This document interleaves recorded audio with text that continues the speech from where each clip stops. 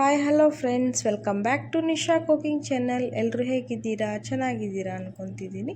ಹಾಗಾದರೆ ನೋಡಿರಿ, ನಾನಿವತ್ತು ನಿಮಗೆ ಜೊತೆ ಶೇರ್ ಮಾಡ್ತಾ ಇದ್ದೀನಿ ನಮ್ಮ ಹಬ್ಬದ ಸ್ಪೆಷಲ್ ಆದಂತಹ ಶಿರ್ಕುರ್ಮ ಹೇಗೆ ಮಾಡೋದು ಅಂತ ನೋಡ್ಕೊಳ್ರಿ. ತುಂಬ ಸಿಂಪಲ್ಲಾಗಿ ತಿನ್ನಬೇಕು ಅನ್ನಿಸ್ದಾಗ ಈಸಿಯಾಗಿ ಬೇಗನೆ ಮಾಡ್ಕೊಳ್ರಿ. ಹಾಗಾದರೆ ನೋಡಿರಿ, ಇದನ್ನು ನಾವು ಈಗ ಮಾಡಿಟ್ಕೊಂಡ್ರೆ ಒಂದು 15 ದಿನ ಆದರೂ ಇದು ಕೆಡೋದಿಲ್ಲ ನೋಡಿರಿ. ಹಾಗಾದರೆ ಹೇಗೆ ಮಾಡೋದು ಅಂತ ನೋಡ್ಕೊಳ್ರಿ. ಈ ವಿಡಿಯೋ ರೆಸಿಪಿ ನಿಮಗೆ, ಈ ಸ್ವೀಟ್ ರೆಸಿಪಿ ಇಷ್ಟ ಅನಿಸಿದ್ರೆ ನಮ್ಮ ಚಾನಲ್ಗೆ ಸಬ್ಸ್ಕ್ರೈಬ್ ಮಾಡ್ಕೊಳ್ರಿ. ಬೆಲ್ ಐಕನನ್ನು ಪ್ರೆಸ್ ಮಾಡಿ ವಿಡಿಯೋನ ಸ್ಕಿಪ್ ಮಾಡಿದೆ ನೋಡಿ. ಆವಾಗ ನಾನು ಹೇಗೆ ಮಾಡಿದೆ, ಏನೇನು ಇಂಗ್ರೀಡಿಯೆಂಟ್ಸನ್ನು ಹಾಕಿ ಯಾವ ಮೆಥಡಲ್ಲಿ ಮಾಡಿದೆ ಅಂತ ನಿಮಗೆ ಗೊತ್ತಾಗುತ್ತೆ. ಆವಾಗ ಈಸಿಯಾಗಿ ನೀವು ಮಾಡ್ಬೋದು. ಹಾಗಾದರೆ ನೋಡಿರಿ, ತುಂಬ ಟೇಸ್ಟಿಯಾಗಿ ಬಂದಂತಹ ಶಿರ್ಕುರ್ಮ ಹೇಗೆ ಮಾಡೋದು ಅಂತ ನೋಡ್ಕೊಳ್ರಿ. ಇಲ್ಲಿ ನಾನು ತೋರಿಸ್ತಾ ಇದ್ದೀನಿ ಯಾವ ರೀತಿ ಬಂದಿದೆ ಅಂತ ಹೇಳಿ. ಹಾಗಾದರೆ ಇದನ್ನು ಮಾಡೋದಕ್ಕೆ ಏನೇನು ಐಟಮ್ಸನ್ನು ತೊಗೋಬೇಕು ಅಂದರೆ, ನಾನು ಫಸ್ಟಿಲ್ಲಿ ಡ್ರೈ ಫ್ರೂಟ್ಸನ್ನು ತೊಗೊಂಡಿದ್ದೀನಿ ನೋಡಿರಿ. ಇಲ್ಲಿ ಬಾದಾಮು ಮತ್ತು ಗೋಡಂಬಿ, ವಾಲ್ನಟ್ಸು, ಚಿರೋಂಜಿ ಮತ್ತು ಪಿಸ್ತಾ ಮತ್ತು ಕರ್ಬೂಜ ಬೀಜ, ಏಲಕ್ಕಿನ ತೊಗೊಂಡಿದ್ದೀನಿ. ನಿಮಗೆ ಯಾವ ಡ್ರೈ ಫ್ರೂಟ್ಸ್ ಇಷ್ಟ ಆಗಿದ್ದೀನೋ ಅದನ್ನೆಲ್ಲದನ್ನು ಬಳಸ್ಬೋದು. ಹಾಗಾದರೆ ಇಲ್ಲಿ ನೆಕ್ಸ್ಟ್ ನೋಡಿ, ನಾನಿಲ್ಲಿ ಶಾವಿಗೆನ ತೋರಿಸ್ತಾ ಇದ್ದೀನಿ. ಇದು ಫ್ರೈಡ್ ಶಾವಿಗೆ ಸಿಗುತ್ತೆ ನೋಡಿರಿ, ಈ ಥರ ತಗೋಬೇಕು. ಇದನ್ನ 2 ಸ್ಪೂನಷ್ಟು ಗಸಗಸೆ ತೊಗೊಂಡಿದ್ದೀನಿ. ಆಮೇಲೆ ಮಿಲ್ಕ್ ಮೇಡ್ ಅಥವಾ ಮಿಠಾಯಿ ಮೇಟ್, ಅಮೂಲ್ ಮಿಠಾಯಿ ಮೇಟನ್ನು ತೊಗೊಂಡಿದ್ದೀನಿ. ಅದು ಸ್ವೀಟ್ಗೆ ಹಾಕಿದರೆ ತುಂಬ ಚೆನ್ನಾಗಿರುತ್ತೆ. ಆಮೇಲೆ ಇದು ಹುರಿದಂಥ ಶಾವಿಗೆ, ಇದು ಪಾಕೆಟ್ ಶಾವಿಗೆ ಸಿಗುತ್ತೆ, ಅದನ್ನು ಯೂಸ್ ಮಾಡಿದ್ರೆ ತುಂಬ ಚೆನ್ನಾಗಿರುತ್ತೆ. ಇಲ್ಲಾಂದರೆ ಮನೇಲಿ ಯಾವ್ದು ಯೂಸ್ ಮಾಡ್ತೀರೋ ಅದನ್ನೇ ಹಾಕಿರಿ.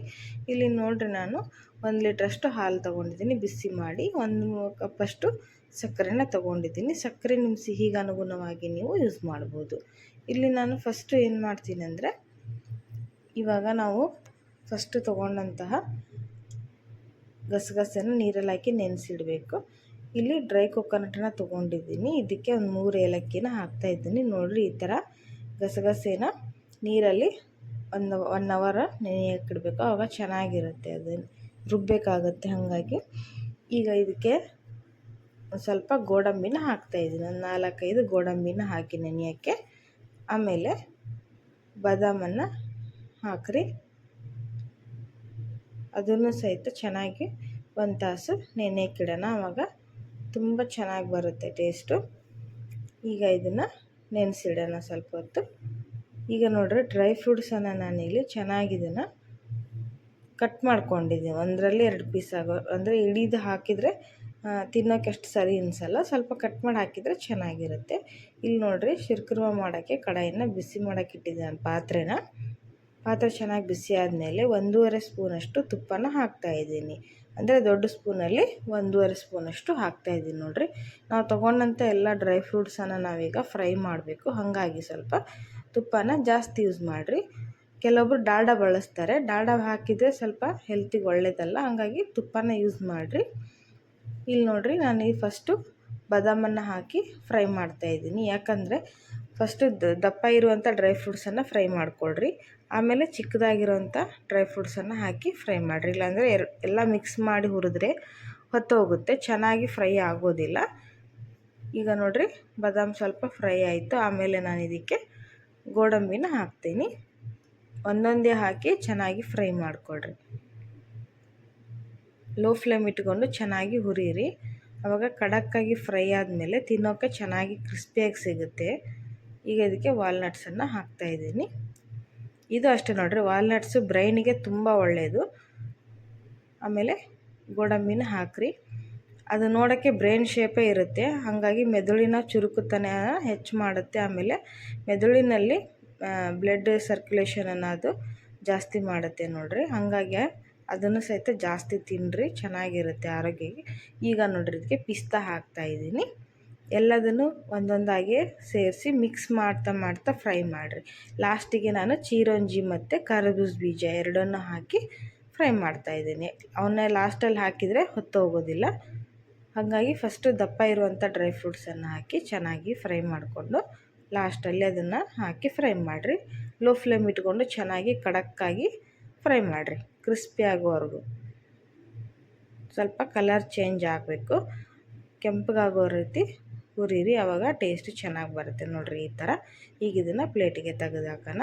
ಫ್ರೈ ಆಗಿದೆ. ಈಗ ಇದೇ ಪಾತ್ರೆಗೆ ನಾನು ಶಾವಿಗೆನ ಹಾಕ್ತಾಯಿದ್ದೀನಿ. ನಾನು ತೋರಿಸಿದಂತಹ ಶಾವಿಗೆ ನೋಡಿರಿ ತುಂಬ ಸಣ್ಣಕ್ಕಿರುತ್ತೆ. ಇದನ್ನು ಸಹಿತ ಲೋ ಫ್ಲೇಮ್ ಇಟ್ಕೊಂಡು ಚೆನ್ನಾಗಿ ಫ್ರೈ ಮಾಡಬೇಕು. ಅದು ಫ್ರೈಡ್ ಇರುತ್ತೆ, ಫಸ್ಟೇ ಹುರಿದಿರೋದಿರುತ್ತೆ. ಆಮೇಲೆ ಹಾಗೆ ಹಾಕಿದರೆ ಸ್ವಲ್ಪ ಟೇಸ್ಟ್ ಚೆನ್ನಾಗಿ ಬರೋದಿಲ್ಲ. ಈ ಥರ ಒಂದು ನಿಮಿಷ ಚೆನ್ನಾಗಿ ಇದನ್ನು ಫ್ರೈ ಮಾಡಿಕೊಳ್ರಿ. ಫ್ರೈ ಮಾಡಿದ್ರೇ ಅದೇನಾಗುತ್ತೆ ಅಂದರೆ ಅಂಟಂಟಾಗೋದಿಲ್ಲ. ಆಮೇಲೆ ಎಳೆ ಎಳೆಯಾಗಿ ಚೆನ್ನಾಗಿ ಬಿಡಿ ಬಿಡಿಯಾಗಿ ಬರುತ್ತೆ ನೋಡಿರಿ. ಈಗ ಇದನ್ನು ಒಂದು ನಿಮಿಷ ಮತ್ತು 1-2 ಸ್ಪೂನಷ್ಟು ತುಪ್ಪ ಹಾಕಿ ಚೆನ್ನಾಗಿ ಫ್ರೈ ಮಾಡಿಕೊಡ್ರಿ. ಇದು ಕೂಡ ಅಷ್ಟೇ ಲೋ ಫ್ಲೇಮ್ ಇಟ್ಕೊಂಡು ಚೆನ್ನಾಗಿ ಹುರಿದ್ರೆ ಹೆಂಗೆ ಹುರಿತೀವೋ ಅದ್ರ ಮೇಲೆ ಟೇಸ್ಟ್ ಬರುತ್ತೆ ನೋಡಿರಿ. ಹೈ ಫ್ಲೇಮಲ್ಲಿ ಇಟ್ಕೊಂಡು ಹುರಿಯೋಕ್ಕೆ ಹೋಗಬೇಡಿ, ಹೊತ್ತೋಗ್ಬಿಡುತ್ತೆ. ಅದು ಮೊದಲೇ ಸಣ್ಣಗಿರುತ್ತೆ ಶಾವಿಗೆ. ಸ್ವಲ್ಪ ಲೋ ಫ್ಲೇಮ್ ಇಟ್ಕೊಂಡು ಹುರಿರಿ. ಈ ಶಾವಿಗೆ ನಿಮಗೆ ಸಿಗಲಿಲ್ಲ ಅಂದರೆ ನಿಮ್ಮ ಮನೇಲಿ ಇರುವಂಥ ಶಾವಿಗೆನ ಯೂಸ್ ಮಾಡಿ ಮಾಡ್ಕೋಬೋದು, ಅದು ಕೂಡ ಚೆನ್ನಾಗಿರುತ್ತೆ. ನಾವು ಎಲ್ಲ ಬಳಸೋದು ಇದನ್ನೇ ಶಾವಿಗೆ, ಹಾಗಾಗಿ ಇದನ್ನೇ ಹಾಕ್ತಾಯಿದ್ದೀನಿ ನಾನು. ನೋಡಿರಿ, ಇದಕ್ಕೆ ನಾನಿಲ್ಲಿ ತೊಗೊಂಡಂಥ ಹಾಲನ್ನು ಸೇರಿಸ್ತಾ ಇದ್ದೀನಿ 1 ಲೀಟ್ರಷ್ಟು. ನಿಮಗೆ ಜಾಸ್ತಿ ಮಾಡೋದಿದ್ದರೆ ಇದನ್ನು ಡಬಲ್ ಕ್ವಾಂಟಿಟಿಯಲ್ಲಿ ನೀವು ತೊಗೋಬೋದು. ಇಲ್ಲಿ ಶಾವಿಗೆ ಕುದೀಲಿಕ್ಕೆ ನಾನು ಡೈರೆಕ್ಟಾಗಿ ಹಾಲನ್ನು ಹಾಕಿದ್ದೀನಿ. ಈಗ ಇದನ್ನು ಚೆನ್ನಾಗಿ ಹಾಲಲ್ಲಿ ಮಿಕ್ಸ್ ಮಾಡಿ ಕುದಿಯೋಕ್ಕೆ ಬಿಡೋಣ. ಕಡಿಮೆ ಬಿದ್ದರೆ ಮತ್ತೆ ಸ್ವಲ್ಪ ಹಾಲನ್ನು ಕುದಿಸ್ತಾ ಇರ್ರಿ. ಇದು ಕುದೀಲಿ. ಇದು ಕುದಿಯೋಕ್ಕೆ ಸ್ಟಾರ್ಟ್ ಆಗುತ್ತೆ. ಇಲ್ಲಿ ನಾನು ಫಸ್ಟು ನೆನೆಸಿ ಇಟ್ಟಂಥ ಗಸಗಸೆ, ಬಾದಾಮಿ ಮತ್ತು ಗೋಡಂಬಿನ ಮಿಕ್ಸರ್ ಗ್ರೈಂಡಿಗೆ ಹಾಕಿ ನೈಸಾಗಿ ಪೇಸ್ಟ್ ಮಾಡ್ಕೊಂಬರ್ತೀನಿ. ಇದ್ರ ಜೊತೆ ನಾನು 3 ಏಲಕ್ಕಿ ತೊಗೊಂಡಿದ್ದೀನಿ. ಏಲಕ್ಕಿ ಹಾಕೋದ್ರಿಂದ ಘಮ ತುಂಬ ಚೆನ್ನಾಗಿರುತ್ತೆ. ಆಮೇಲೆ ತೊಗೊಂಡಂಥ ಒಣ ಕೊಬ್ಬರಿನೂ ಹಾಕ್ತಾಯಿದ್ದೀನಿ. ಒಣ ಕೊಬ್ಬರಿ ಇಲ್ಲಾಂದರೆ ನೀವು ಹಸಿ ತೆಂಗಿನಕಾಯಿನೂ ಬಳಸ್ಬೋದು. ಹಸಿ ತೆಂಗಿನಕಾಯಿ, ಒಣ ಕೊಬ್ಬರಿ ಎರಡಾದರೂ ನಡೆಯುತ್ತೆ. ಅದನ್ನು ನೈಸಾಗಿ ಗ್ರೈಂಡ್ ಮಾಡ್ಕೊಂಬಂದಿದ್ದೀನಿ. ಇಲ್ಲಿ ನೋಡಿರಿ, ಬಾಯ್ಲ್ ಆಗ್ತಾಯಿದೆ, ಚೆನ್ನಾಗಿ ಕುದ್ದಿದೆ. ಈಗ ಇದಕ್ಕೆ ಸಕ್ಕರೆನ ಹಾಕ್ತಾಯಿದ್ದೀನಿ. ಫಸ್ಟು ನೀವು ಸ್ವಲ್ಪನೇ ಹಾಕ್ರಿ ಸಕ್ಕರೆನ, ಆಮೇಲೆ ಟೇಸ್ಟ್ ನೋಡಿ ಹಾಕ್ರಿ. ನಿಮಗೆ ಸಿಹಿಗೆ ಅನುಗುಣವಾಗಿ ಸಕ್ಕರೆನ ಹೆಚ್ಚು ಕಡಿಮೆ ಮಾಡ್ಕೋಬೋದು. 1 ಬೌಲ್ ತೊಗೊಂಡಿದ್ದೀವಿ ಅಂದರೆ 1 ಬೌಲೇ ಹಾಕಬೇಕಂತೇನಿಲ್ಲ. ನಿಮ್ಮ ಸಿಹಿಗೆ ಅನುಗುಣವಾಗಿ ಟೇಸ್ಟ್ ಮಾಡಿ ಹಾಕ್ರಿ. ನಾನಿಲ್ಲಿ ಅರ್ಧ ಕಪ್ಪಷ್ಟು ಯೂಸ್ ಮಾಡಿದ್ದೀನಿ. ಈಗ ಗ್ರೈಂಡ್ ಮಾಡಿ ತೊಗೊಂಡು ಬಂದಂತಹ ಗೋಡಂಬಿ ಮತ್ತು ಗಸಗಸೆ, ಬಾದಾಮಿ, ಕೊಬ್ಬರಿನ ಪೇಸ್ಟನ್ನು ಹಾಕ್ತಾಯಿದ್ದೀನಿ ನೋಡಿ. ಇದು ಹಾಕಿದ ತುಂಬ ರಿಚ್ ಟೇಸ್ಟ್ ಬರುತ್ತೆ. ಆಮೇಲೆ ಸೂಪರಾಗಿರುತ್ತೆ ನೋಡಿರಿ. ಇದು ಚೆನ್ನಾಗಿ ಕುದಿಬೇಕು. ಹಸಿ ತೆಂಗಿನಕಾಯಿ ಹಾಕಿದರೆ ಅದು ಇನ್ನೂ ಚೆನ್ನಾಗಿರುತ್ತೆ ಟೇಸ್ಟು. ನೋಡಿ, ಚೆನ್ನಾಗಿ ಬಾಯ್ಲ್ ಆಗ್ತಾಯಿದೆ. ಈಗ ನೋಡ್ತಿರ್ಬೋದು ನೀವು, ಸ್ವಲ್ಪ ಉಕ್ಕು ಬರುತ್ತೆ ಇದು, ಹಾಗಾಗಿ ಲೋ ಫ್ಲೇಮ್ ಇಟ್ಕೊಂಬಿಡಿ. ಲೋ ಫ್ಲೇಮಲ್ಲೇ ಚೆನ್ನಾಗಿ ಕುದೀಲಿ. ಈಗ ಇದಕ್ಕೆ ಮಿಲ್ಕ್ ಮೇಡನ್ನು ಸೇರಿಸ್ತಾ ಇದ್ದೀನಿ. ಇದು ಸರಿಯಾಗಿ ಬೀಳಿಲ್ಲ. ನಾನು ಇದನ್ನು ಒಂದು ಬಟ್ಲಲ್ಲಿ ತೆಗೆದುಬಿಟ್ಟು ಕಪ್ಪಲ್ಲಿ ತೆಗೆದು ಹಾಕ್ತಾಯಿದ್ದೀನಿ ನೋಡಿರಿ. ಅದು ಫಾಸ್ಟಾಗಿ ಬೀಳಲಿಲ್ಲ ಅದ್ರಾಗೆ. ಈಗ ನೋಡಿರಿ, 1 ಕಪ್ಪಷ್ಟು ನಾನು ಮಿಲ್ಕ್ ಮೇಡನ್ನು ಹಾಕ್ತಾಯಿದ್ದೀನಿ. ಇದು ಕೂಡ ಅಷ್ಟೇ ತುಂಬ ಚೆನ್ನಾಗಿ ಟೇಸ್ಟ್ ಕೊಡುತ್ತೆ ನೋಡಿರಿ. ಇದು ಮಾಮೂಲಿ ಬೇಕ್ರಿಗಳಲ್ಲಿ ಸಿಗುತ್ತೆ, ಇಲ್ಲಾಂದರೆ ಸೂಪರ್ ಮಾರ್ಕೆಟ್ನಲ್ಲಿ ಸಿಗುತ್ತೆ ನೋಡಿರಿ. ಎಲ್ಲ ಸ್ವೀಟ್ಗೂ ನಾವು ಅದನ್ನು ಯೂಸ್ ಮಾಡ್ಬೋದು. ಈಗ ಮತ್ತೆ ಒಂದು 5 ನಿಮಿಷ ಇದನ್ನು ಚೆನ್ನಾಗಿ ಕುದಿಸೋಕ್ಕಿಡೋಣ. ನೀವು ಫಸ್ಟೇ ಇದನ್ನು ನೀರು ಥರ ಮಾಡ್ಕೋಬೇಕು, ಯಾಕಂದರೆ ಅದು ತಣ್ಣಗಾದ್ಮೇಲೆ ಗಟ್ಟಿ ಆಗುತ್ತೆ. ಈಗ ಇದಕ್ಕೆ 1 ಸ್ಪೂನಷ್ಟು ವೆನಿಲಾ ಎಸೆನ್ಸನ್ನು ಹಾಕ್ತಾಯಿದ್ದೀನಿ. ಹೀಗೆ ನೀವು ಒಂದೊಂದೇ ಇಂಗ್ರೀಡಿಯೆಂಟ್ಸನ್ನು ಹಾಕಿ ಮಾಡ್ತಾ ಹೋಗ್ರಿ, ತುಂಬ ಚೆನ್ನಾಗಿ ಬರುತ್ತೆ. ಆದರೆ ಇದು ಚೆನ್ನಾಗಿ ಕುದಿಬೇಕು. ಚೆನ್ನಾಗಿ ಕುದ್ರೇ ಇದು ಕೆಡಲ್ಲ, ಇಲ್ಲಾಂದರೆ ಕೆಡುತ್ತೆ ನೋಡಿರಿ. ಚೆನ್ನಾಗಿ ಬಾಯ್ಲ್ ಮಾಡಬೇಕು. ಆಮೇಲೆ ನೀವು ಯಾವಾಗ ಕುಡಿತೀರೋ ಆವಾಗ ಸ್ವಲ್ಪ ಬಿಸಿ ಮಾಡಿ ಕುಡೀರಿ. ಬಿಸಿ ಕುಡಿದ್ರೆ ಚೆನ್ನಾಗಿರುತ್ತೆ ಟೇಸ್ಟು. ಈಗ ನೋಡಿರಿ, ಚೆನ್ನಾಗಿ ಬಾಯ್ಲ್ ಆಗ್ತಾಯಿದೆ. ಲಾಸ್ಟಲ್ಲಿ ನಾನು ತುಪ್ಪದಲ್ಲಿ ಹುರಿದಂಥ ಎಲ್ಲ ಡ್ರೈ ಫ್ರೂಟ್ಸನ್ನು ಹಾಕ್ತಾಯಿದ್ದೀನಿ. ಗೋಡಂಬಿ ಆಗಿರ್ಬೋದು, ಪಿಸ್ತಾ, ಬಾದಾಮು, ನಾನೇನು ಡ್ರೈ ಫ್ರೂಟ್ಸನ್ನು ತೋರಿಸಿದೆ ನಿಮಗೆ, ವಾಲ್ನಟ್ಸು, ಚಿರೋಂಜಿ ಮತ್ತು ಕರ್ಬೂಜ ಬೀಜ ಎಲ್ಲದನ್ನು ಹಾಕ್ತಾಯಿದ್ದೀನಿ. ನಾನಿಲ್ಲಿ ಒಣ ದ್ರಾಕ್ಷಿಯನ್ನು ಯೂಸ್ ಮಾಡ್ತಾಯಿಲ್ಲ, ಯಾಕಂದರೆ ಒಣ ದ್ರಾಕ್ಷಿ ಹಾಕಿದರೆ ಸ್ವಲ್ಪ ಹುಳಿ ಅಂಶ ಜಾಸ್ತಿ ಇದ್ದರೆ ಹಾಲು ಒಡೆದು ಹೋಗಿಬಿಡುತ್ತೆ. ಹಾಗಾಗಿ ನಾನಿಲ್ಲಿ ಅದನ್ನು ಹಾಕ್ತಾಯಿಲ್ಲ. ನೋಡಿರಿ, ನಾನಿಲ್ಲಿ ಸರ್ವ್ ಮಾಡಿ ತೋರಿಸ್ತಾ ಇದ್ದೀನಿ ಹೇಗೆ ಕಾಣಿಸ್ತಾ ಇದೆ ಅಂಥೇಳಿ. ವಾವ್, ಸೂಪರಾಗಿ ಬಂದಿದೆ ನೋಡಿರಿ. ಹಾಗಾದರೆ ಇವತ್ತೇ ನೀವು ಟ್ರೈ ಮಾಡಿ ನೋಡಿರಿ, ನಿಮಗೂ ಕೂಡ ಇದು ಇಷ್ಟ ಆಗಿದೆ ಅಂದ್ಕೊತಿದ್ದೀನಿ.